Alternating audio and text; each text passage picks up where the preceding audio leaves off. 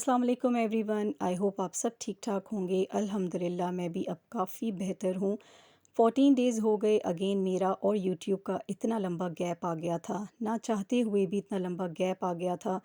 इंसान की लाइफ कितनी अनप्रेडिक्टेबल है, कभी भी नहीं पता चलता कि नेक्स्ट पल आपका कैसा होगा, नेक्स्ट डे आपका कैसा होने वाला है। यहाँ पे जो मैंने दराज़ से बटरफ्लाइज़ मंगवाई थी, वो भी वॉल पे चिपका दी थी और जो मेटालिक फ्रेम्स थी, वो भी लग गई थी। तकरीबन लाउंज की सेटिंग कंप्लीट हो गई थी, लेकिन मेरी सेहत बहुत ख़राब हो गई थी। थर्ड रोज़ा था, एज़ यूजुअल मॉर्निंग का आगाज़ हुआ, साफ़-सफ़ाई हो रही थी और रूटीन स्टार्ट हो चुकी थी, लेकिन तबीयत कुछ बेहतर नहीं थी। रात से मैं फ़ील कर रही थी कि मैं बहुत ज़्यादा एग्ज़ॉस्ट हो चुकी हूँ। रमज़ान का महीना हमें सिखाता है कि हमें कैसे कंसिस्टेंट रहना है, अपनी इबादत को लेके रूटीन के साथ कैसे चलना है। लेकिन हम ख़वातीन अपने आप को इतना एग्ज़ॉस्ट कर देती हैं, रमज़ान आने से पहले भी, रमज़ान के दौरान भी, कि फिर टेम्परेचर क्या सब कुछ ही हमारे ऊपर अटैक करना शुरू कर देता है। थर्ड रोज़ा था, मैं भी साफ़ सफ़ाई करने के बाद लाज़मी कुरान पाक पढ़ती हूँ और अगर सहरी में ना पढूँ तो 11 से 1 बजे के दरमियान लाज़मी 1 सिपारा ज़रूर पढ़ती हूँ। लेकिन आज कुछ ऐसा था कि बहुत सारी सोचें माइंड में चल रही थीं। विंटर्स भी जा चुकी हैं, उनका सारा एक जो जर्सीज़, कोट और रज़ाइयाँ, कंबल जितना सब कुछ धुल चुका था, वो भी सँभालना था। इसके साथ-साथ अपनी रूटीन को मैनेज करना था, टाइम पे हर चीज़ को तैयार करके रखना था। बस यही सोचें ना हम ख़वातीन को ले डूबती हैं। बहुत ज़्यादा हमारी सेहत इन चीज़ों से ख़राब हो चुकी होती है। मुझे इतना शदीद टेम्परेचर हो गया था, थर्ड रोज़े से 12th रोज़े तक 102 से नीचे नहीं आ रहा था। बहुत सारी एंटीबायोटिक्स मैंने ली, इंजेक्शंस मुझे लगे, उसके बाद फिर उनके जो साइड इफ़ेक्ट होते हैं, जो उनकी वज़ह से वीकनेस आती है, वो चलता रहा। ख़ैर टाइम गुज़र गया, लेकिन टेंशन हमें सिर्फ़ यही रहती है कि हमारा घर, हमारे काम, हमारे बच्चे, हमारी फ़ैमिली, हम कहाँ रह जाते हैं ये हमें समझ नहीं आती। ये सारे विंटर्स के कपड़े मुझे सँभालने थे, ट्रंक्स में, बॉक्सेस में रखने थे, रज़ाइयाँ रखनी थीं, मैट्रेस की कवर्स उनको चढ़ाने थे और इसके साथ-साथ अपनी रूटीन को बहुत ईज़ी भी मुझे बनाना था। और ये रूटीन तब आसान बनती है ना जब इसके लिए आप बहुत अच्छे से प्लानिंग कर लेते हैं, आप कुछ काम पहले से कर लेते हैं, ऑन द स्पॉट करना शुरू नहीं करते। सहरी के लिए मैं पहले से पेड़े बना के रख लेती हूँ, एक शीशे के बॉक्स में रख के उसको लिड से ढक के मैं रख देती हूँ। बहुत आसान रहता है ऐसे फटाफट सहरी बनाना। छोटे-मोटे काम जितने भी जो हमें उस वक़्त दिक्कत दे रहे होते हैं ना, अगर उसको हम पहले से कर लें तो बहुत आसान रह जाता है। ख़ैर ये हैबिट मैंने कुछ टाइम पहले से अपनाई है। हमारे यहाँ खाए जाते हैं बलदार पराठे, तो उनको उस वक़्त बनाना बड़ा मुश्किल मुझे लगता था। सबसे आसान तरीका है कि नमाज़ इशा के बाद जब आप फ़ारिग हो जाते हैं कुरान पढ़ के, नमाज़ पढ़ के, तो जो सहरी के काम है ना, जैसे आपने पेड़े बना के रख देने हैं, दही वग़ैरह अरेंज करके रख देना है, जो-जो आपने सहरी में करना है, उसका थोड़ा-सा काम पहले से कर लें। कभी भी इतना ज़्यादा टाइम फिर सहरी में आपका लगता नहीं है। मेरे लिए बलदार पेड़े उस वक़्त बनाना बहुत मुश्किल होता है क्योंकि आपने रेस्ट देना होता है पेड़ों को। तो मैंने ये 3-4 साल से यही सीखा है और मुझे इसका फ़ायदा भी हुआ है कि पहले से बना के रख लें, उनको ढक के रख दें फ्रिज में, तो ऐसे लगता है कि सहरी का आधा काम तो आपका डन हो गया है। मैं और मेरे हस्बैंड तो पराठा नहीं खाते, बिल्कुल हम लोगों ने अब छोड़ दिए हैं, लेकिन बच्चे बलदार पराठे ही खाते हैं। और सहरी का वो इतना खूबसूरत मंज़र होता है, इकट्ठे बैठ के सब खा रहे होते हैं, साथ में कुछ वैराइटीज़ होती हैं, तो बहुत अच्छा लगता है। बच्चे तो फ़िलहाल पराठे एंजॉय कर रहे हैं, इन्हें तो डेली बेसिस पे पराठे चाहिए होते हैं, वो भी बलदार। और यहाँ मेरे चारों पेड़े बन गए थे, अब इनको मैं सिलिकॉन की लिड से ढक दूँगी। इसका मतलब है कि मेरा आधा काम हो गया है। मॉर्निंग में आते ही बस मुझे पराठे डालने होंगे और साथ-साथ चाय वग़ैरह सर्व करनी होगी। ये काम उस वक़्त इंतहा का मुश्किल लगता है, कभी आपकी नींद पूरी हुई भी होती है, कभी नहीं हुई होती। और हम हाउसवाइफ्स जो हैं हमारे तो ख़ैर काम ही नहीं ख़त्म होते। सारे घर के काम एक तरफ और हमारे किचन की सफाई एक तरफ, हमें हर वक्त किचन की ही सोच खाई चली जाती है। चूल्हा क्लीन नहीं है तो उसकी वॉल्स क्लीन नहीं है, काउंटर्स क्लीन नहीं है, बर्तन अच्छे से ड्राई नहीं हुए हैं, बस यही सोचें माइंड में शायद चलती रहती हैं हर होम मेकर के।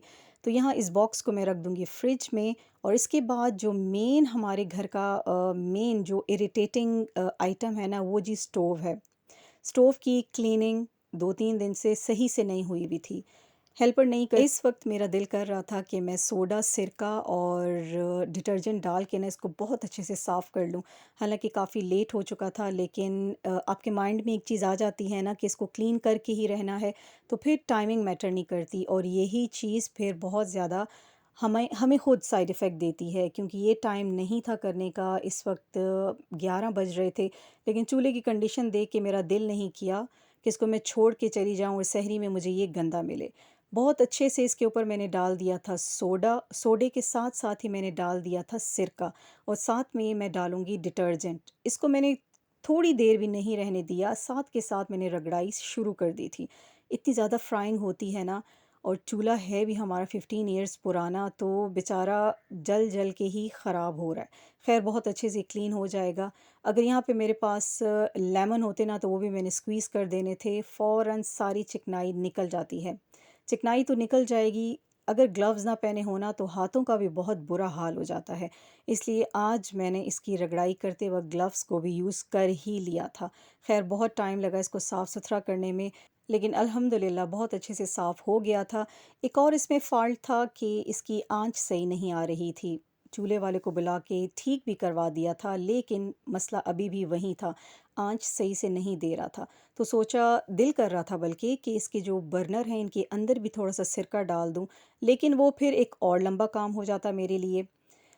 तो ये जो टेंशन वाले काम है ना, सबसे इरिटेटिंग जो काम है वो आपकी स्टोव की क्लीनिंग होती है, आपकी टाइल्स की क्लीनिंग होती है, आपकी जो वॉश बेसिन्स होते हैं उनकी क्लीनिंग होती है।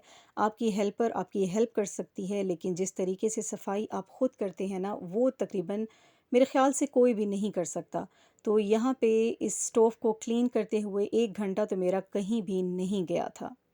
तो सिरका, सोडा डालते ही मैंने साथ के साथ उसको रगड़ लिया था, साथ-साथ इसकी वॉल भी, इसके साथ जहाँ पे तवे हमने रखे हुए होते हैं, वो एरिया भी सब मैंने रगड़ लिया था। तो रमज़ान हमारे लिए ना रेस्ट नहीं होता, रेस्ट कुछ ज़्यादा ही फटीग हो जाती है। हालाँकि एक बाबरकत महीना है, एक बहुत ही रहमतों वाला महीना है। बेशक इबादत भी करते हैं, लेकिन हमारी ये ड्यूटीज़ हमारे सर पे सवार रहती हैं। हम नहीं करेंगे तो फिर कौन करेगा? यहाँ अच्छी तरह हर एक पार्ट को इसके मैं रगड़ रही थी स्टील वूल से, और फटाफट रगड़ रही थी। अल्हम्दुलिल्लाह सारा जो इसकी चिकनाई थी वो उतर गई थी। वॉल पे भी जितना मुझसे हो सकता था मैंने कर लिया था। लेकिन इंशाल्लाह ईद के करीब अगेन सारी सफाइयाँ होंगी, डीप क्लीनिंग दोबारा होगी, फिर हेल्पर से भी हेल्प ले लेंगे। लेकिन इस टाइम जो टेंशन थी ना कि बिल्कुल ही चूल्हा गंदा हुआ हुआ है, इसको यूँ छोड़ के नहीं जाना, अल्हम्दुलिल्लाह वो काम हो गया था। एक साफ़ कपड़े से मैंने सारा इसको साफ़ कर दिया था। पहले सारा कपड़ा गीला करके मैंने इसके ऊपर लगाया, फिर उसके बाद ड्राई दोबारा से लगाया। वॉल भी जितनी क्लीन हो सकती थी, इस वक़्त मैंने कर ली थी। तमाम ग्रिल वग़ैरह वापस एडजस्ट कर दूँगी। बट जो छोटी वाली इसकी ग्रिल है और जो छोटा वाला इसका चूल्हा है सेंटर में, वो बहुत ही ज़्यादा ग्रीसी हुआ हुआ था। मुझे एक चीज़ समझ नहीं आती कि आप बाहर ले जाके साफ-सफाई भी करवाते हैं अगर चूल्हों की, तो ऑनेस्टली कोई काम नहीं करता। हमने भी 2 दफ़ा ठीक करवा लिया है, बट इसकी आँच का मसला भी वहीं पे है, बर्तन बहुत ख़राब अब कर रहा है। मेन किचन की जो चीज़ें होती हैं ना, जैसे आपका ये स्टोव हो गया, आपका रेफ्रिजरेटर हो गया, और इस तरह की जो चीज़ें होती हैं जब ये इरिटेट करती हैं ना, तो बहुत ही दिक्कत होती है फिर किचन में काम करने में। मेबी आगे चेंज कर लें हम इसको, फ़िलहाल तो इसको हम क्लीन करके इस्तेमाल कर रहे हैं। और जो ठीक करने वाले हज़रात होते हैं ना, चूल्हा ठीक करने वाले हज़रात, वो हमें ही मशवरा देते हैं कि आप ऐसा करें और आप वैसा करें। हालाँकि उनको दिया था पूरे 1 दिन के लिए कि अच्छी तरह इसकी साफ़-सफ़ाई अंदर-बाहर से कर दें, लेकिन अंदर से मुझे नहीं लगता कि उन्होंने अच्छे से साफ़ किया है। उसी तरह सारी वो कालक हाथ में लगती है, बर्तनों पे लगती है। लेट्स सी क्या होता है आगे।